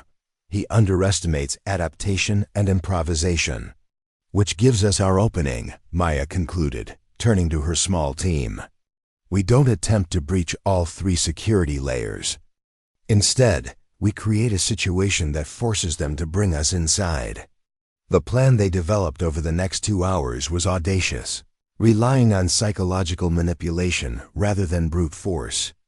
Petrov would serve as both bait and Trojan horse, approaching the compound openly with information about a critical vulnerability in Chimera's network, a fabricated but convincing story that would compel Marcus to grant him access. You'll be searched and likely sedated before entry, Maya warned Petrov as they finalized details. They'll assume you're compromised and attempting deception. The arms dealer nodded with surprising equanimity. Which is precisely why the deception must exist at a level they won't think to check. Earlier that day, using equipment procured through Petrov's connections, Sarah had performed a delicate medical procedure, implanting microscopic tracking devices beneath the skin of Petrov's forearm, designed to evade standard detection methods. The devices would allow Maya and her team to monitor his movements within the compound and coordinate their infiltration accordingly. The northwest access point remains the most viable entry, Reeves noted, highlighting a maintenance tunnel. On their tactical map, used for water and electrical services, minimal surveillance due to physical constraints. Marcus will have that covered, Maya countered. He knows standard infiltration approaches. We need something unexpected. Sarah, who had been studying the facility's operational patterns, spoke up. The compound requires significant climate control for server farms. Their cooling system intakes are located on the eastern perimeter, drawing air through industrial-grade filtration systems. Maya's eyes lit with understanding. Large enough for human passage? With proper equipment and timing, yes, Sarah. Confirmed. The filters are changed on a maintenance schedule, every 72 hours according to the power consumption patterns I've observed. The next change should occur tomorrow at approximately 0200 hours, when the facility operates with minimal staff, Reeves added, seeing the potential. And with Petrov inside creating a distraction. The plan crystallized with each team member contributing their specialized knowledge. Petrov would approach the main gate at dusk, offering information about a critical security breach in exchange for protection from the team he would claim was hunting him. While Chimera's security focused on verifying his claims and assessing his intelligence value, Maya and Reeves would infiltrate through the cooling system during the scheduled maintenance window, with Sarah coordinating their movements from a secure location outside the compound. One critical question remains, Reeves said as they concluded their planning. Assuming we successfully penetrate the facility and locate the data center, what then? We're not carrying enough explosives to destroy a hardened server farm. Maya had been considering this problem since Geneva. We don't need to destroy the physical infrastructure, she explained. We need to compromise the data itself, introducing corruption that renders their intelligence useless while simultaneously alerting legitimate agencies to Chimera's existence and operations. You're talking about a specialized virus, Petrov realized, one that would need to bypass extraordinarily sophisticated security measures. Yes, Maya confirmed. Which is why we needed you. Your connections have already provided us with hardware and transportation. Now we need something more specialized, access to cutting-edge cyber weapons. Petrov's scarred face revealed nothing, but his eyes narrowed slightly. You're referring to the Damascus Protocol. The name meant nothing to Maya or Reeves, but Petrov's reaction confirmed its significance. 3 years ago, the arms dealer explained, a team of Russian cyber specialists developed an autonomous data corruption tool designed to infiltrate air-gapped systems. Unlike conventional malware, it doesn't merely encrypt or steal data, it subtly alters it, introducing errors that may not be detected until the information is operationally deployed. Perfect for compromising an intelligence database, Reeves noted. Precisely its intended purpose, Petrov agreed. The program was stolen during development, allegedly by Chinese operatives, but in reality. He paused meaningfully. By you, Maya concluded. By specialized acquisition agents working on my behalf, Petrov corrected with a thin smile. The Damascus Protocol represents the cutting edge of information warfare, a weapon more valuable than any conventional arms system. And you have access to it? I have the only functional deployment package outside state-level intelligence agencies, Petrov confirmed. Held in secure storage as insurance against precisely the kind of situation we now face.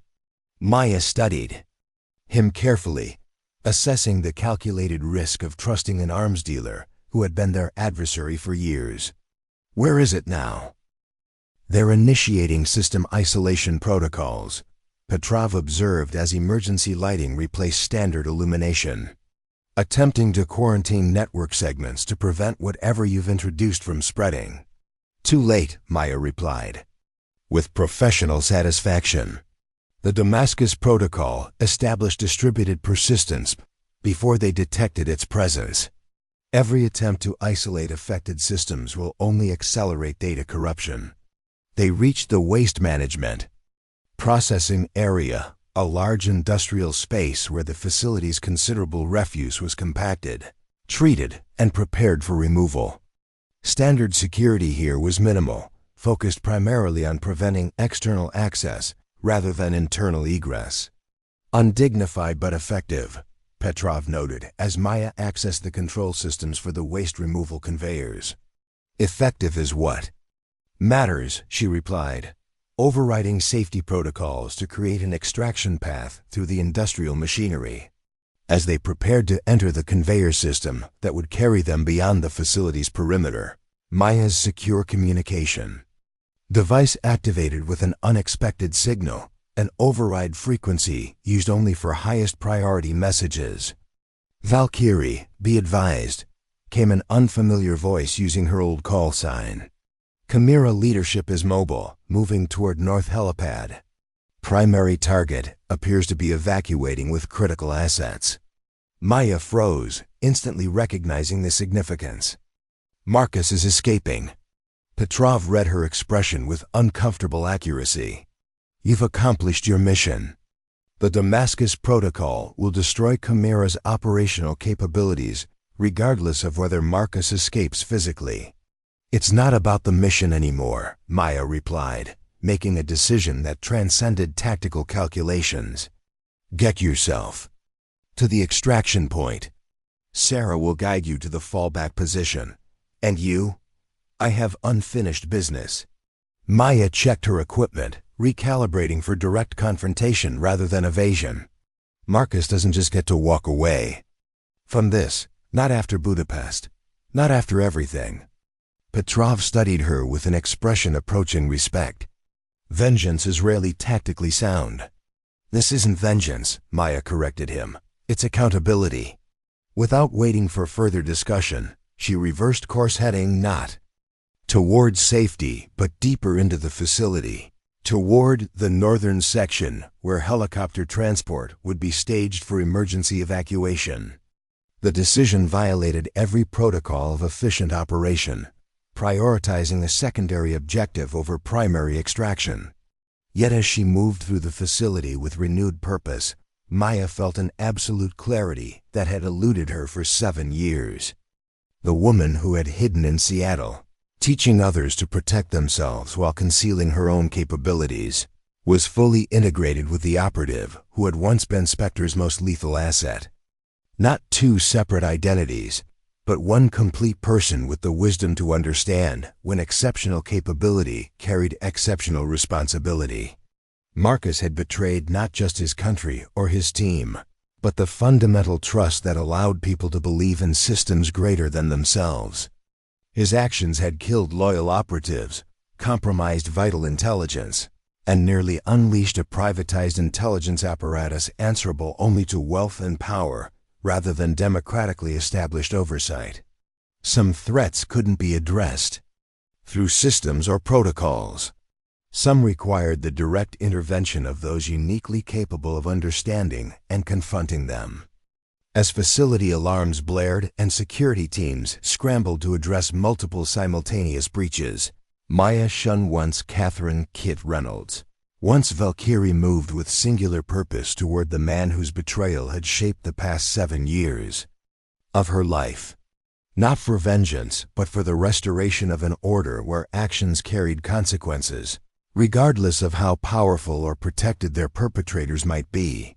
The North Helipad loomed ahead, illuminated by emergency lighting as facility systems continued their cascading failure patterns, triggered by the Damascus Protocol's systematic corruption.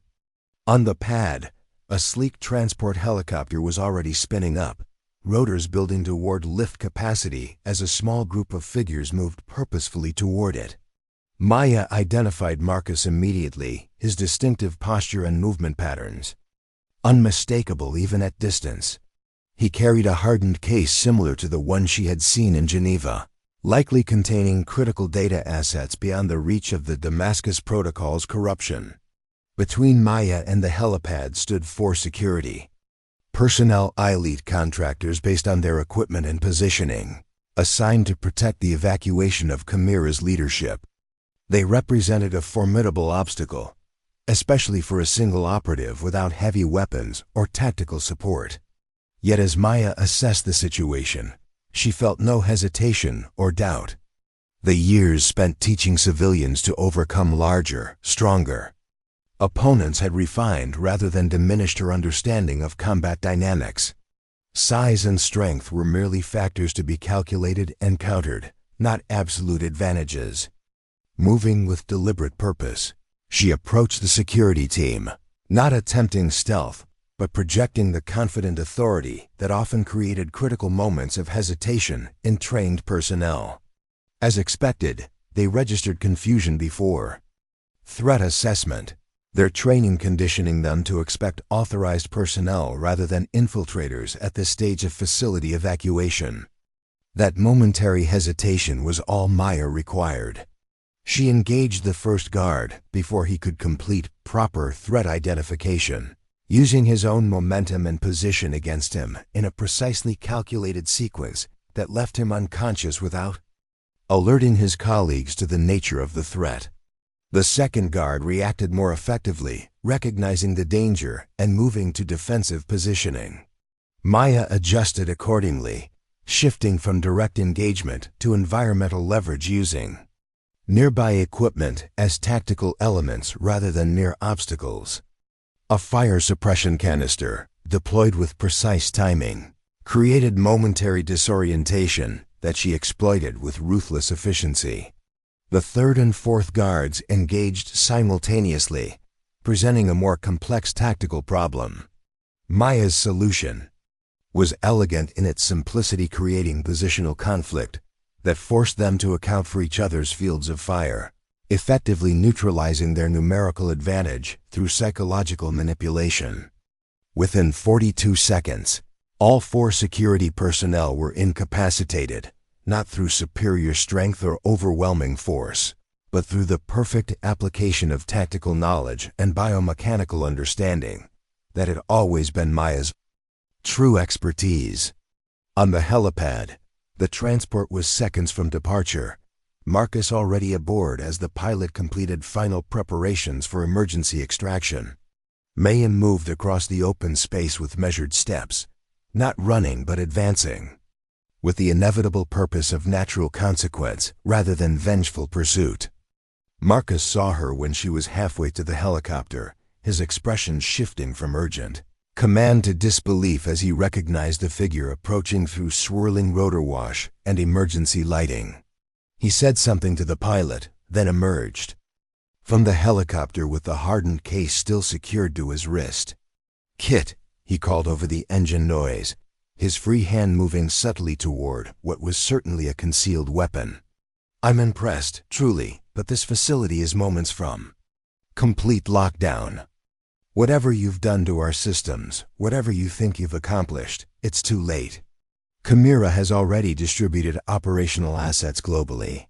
Maya continued her measured approach, stopping at a precisely calculated distance close. Enough for clear communication, but maintaining optimal positioning for whatever came next.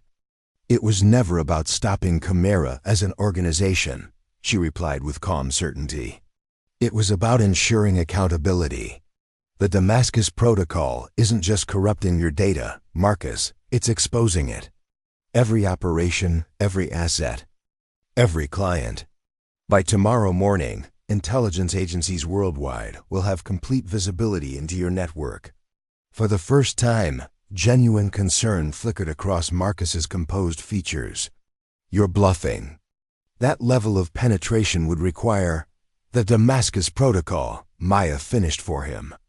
"Petrov's insurance policy against precisely this scenario. Currently propagating through every system connected to Chimera's network, including the backup servers in Singapore, Cairo, and Buenos Aires." Marcus's expression hardened as he assessed this new information, calculating survival probabilities with the same cold efficiency that had once made him a valuable Spectre operative. "So here we are," he said finally. "The idealist and the pragmatist, still fighting the same war after all these years." "This isn't about ideology," Maya countered. "It's about betrayal. 3 members of our team died in Budapest because you compromised the operation. Sarah was tortured because you needed her for your demonstration. Countless intelligence operatives would have been exposed and eliminated to advance your private empire. And you've spent 7 years hiding in Seattle, teaching suburban housewives how to break wrist grabs," Marcus replied with calculated disdain. "What a waste of exceptional capability. At least I built something significant with my skills." "You built a criminal enterprise that commodified national security," Maya corrected him.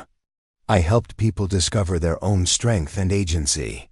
We both made choices that reflected our values." The helicopter's engine note changed, signaling final preparation for immediate departure. Marcus glanced briefly toward it before refocusing on Maya. "This facility will self-destruct in approximately 6 minutes," he informed her with clinical detachment. Chimera protocols include complete physical destruction of compromised installations. Unless you're planning suicide by proxy, I suggest you utilize whatever extraction plan brought you this far. "Not without you," Maya replied simply. Marcus's laugh held no humor. Still the dedicated operative, determined to bring the target in for proper processing. "Some things never change." "Some things shouldn't," Maya agreed, shifting her weight subtly into optimal engagement positioning. Marcus recognized the movement for what it was: preparation for direct confrontation. His own posture adjusted accordingly, despite the case still secured to his wrist. "We both know how this ends, Kit," he said quietly. "Even at your best, we were evenly matched. And you haven't been in the field for 7 years. "That's where you're wrong," Maya replied with absolute certainty. "I never left the field. I just changed the nature of my mission. What followed happened with such speed and precision that later, when security footage was recovered from the facility's backup systems, analysts would review the sequence frame by frame to understand its execution. Marcus initiated with a standard attack pattern from advanced close-quarters combat, a distracting strike followed by a lethal secondary movement, designed to overwhelm through superior strength and momentum. It was textbook Spectre methodology, executed with the precision of someone who had helped write the protocols. But Maya wasn't following the textbook. Her response incorporated elements no formal training program had codified, synthesizing her Spectre background with techniques developed through years of teaching civilians to overcome physically superior opponents. Where Marcus applied force directly, Maya redirected and transformed it. Where he expected resistance, he found absence. Where he anticipated predictable counter patterns, he encountered innovative adaptation. The engagement lasted exactly 17 seconds, concluding with Marcus on the helipad surface, the case separated from his wrist, and Maya securing him with the same restraint techniques she had demonstrated hundreds of times to civilian students in Seattle. "How?" he gasped, genuine confusion breaking through his calculated composure. "You trained to fight other operatives," Maya explained, securing the case that contained Chimera's critical data assets. "I trained to teach anyone to fight anyone. The difference matters."